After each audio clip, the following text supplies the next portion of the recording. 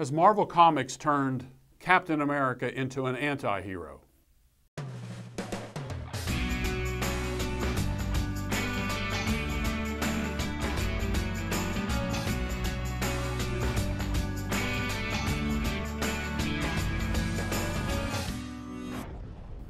There's been a great deal of controversy this week because of an issue of Captain America, issue number 602, published by Marvel Comics. In it, there are a couple of panels in which there are protests of the Tea Party movement. And I'll get as kind of the history of all this and how comics are put together, and it might not have been as bad as people have maintained. But there was a particular series of signs that were drawn in there that showed that this was a Tea Party movement. Stop the socialists, no new taxes, and one in particular, teabag the libs before they teabag you. And then there's a particular scene in one of these panels in which this new Captain America, along with a sidekick who is African American, go to Boise, Idaho, and they come across this protest march, and the black sidekick makes some disparaging remarks about this protest.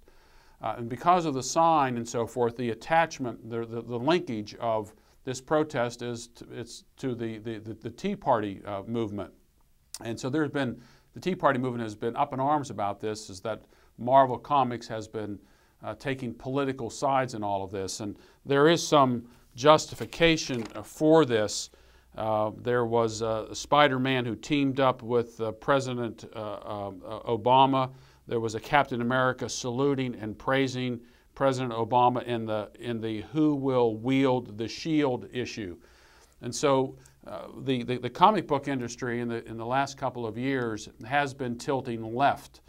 And there is no doubt about this. If you study anything about comics, and this isn't the more independent comic labels, it's more DC and Marvel. Marvel Comics has been on the forefront of promoting homosexuality in their comics. They did this with the North Star character in the Alpha Flight series. They did it with bringing back the Rawhide Kid, which was a character from the 1950s, and turned him into a homosexual character. DC did it with Batwoman, with the new Batwoman, describing her as a lipstick lesbian. And so the promotion of leftist ideology has been somewhat prominent in the comic book industry. And look, I don't expect people to hide all of their particular particular worldview issues at all, but the comics have been used to promote these particular ideas. And so there is some justification in looking at this particular comic. Again, it's Captain America number 602, and I've been reading that the Joseph Quesada has decided in the next printing of it to take out this reference to this teabag reference and so forth.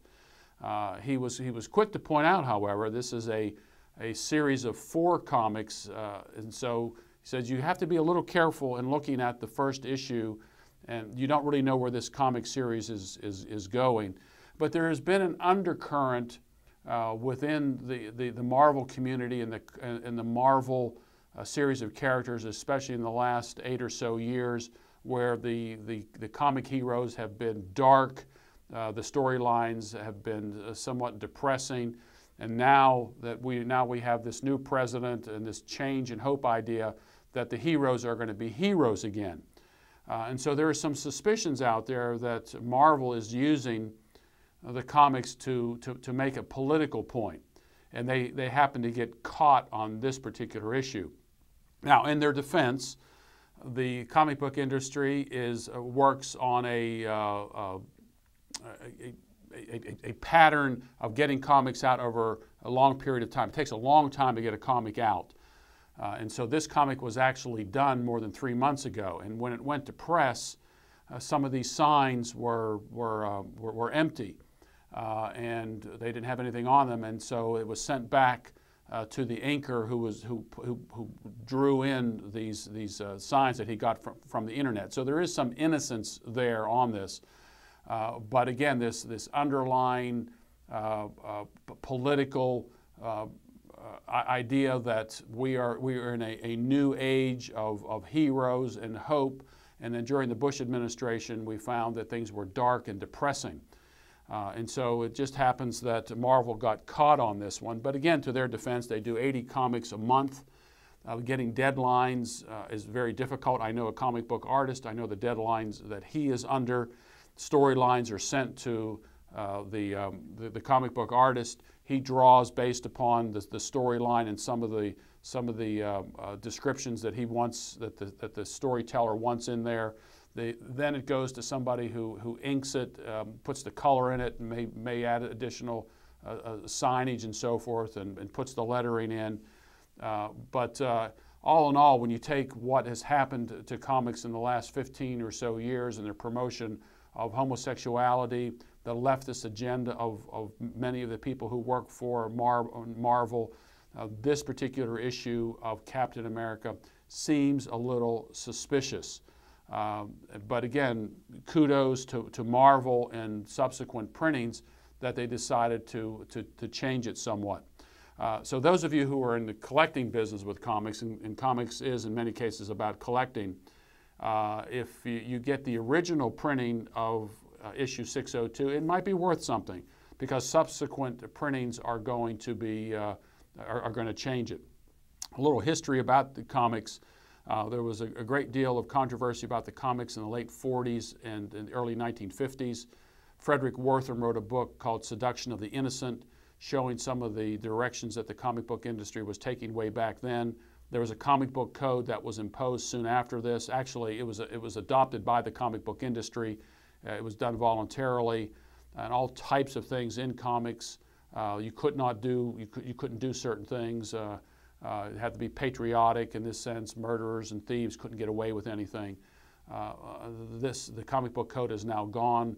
Even the mainstream comics can pretty much do what they want. So be cautious, especially if you have children with comics, because the storylines in them are much more adult than they've ever been. Stay away from the more independent comics, because they go into the darker side of things, the seeming side of things. So anyway, so this controversy, will it go away? Probably will. It's a good lesson for all of us who are in the publishing business to be aware of the problems and edit and look over your work, look for typos and look for mistakes, and you won't get caught in the end.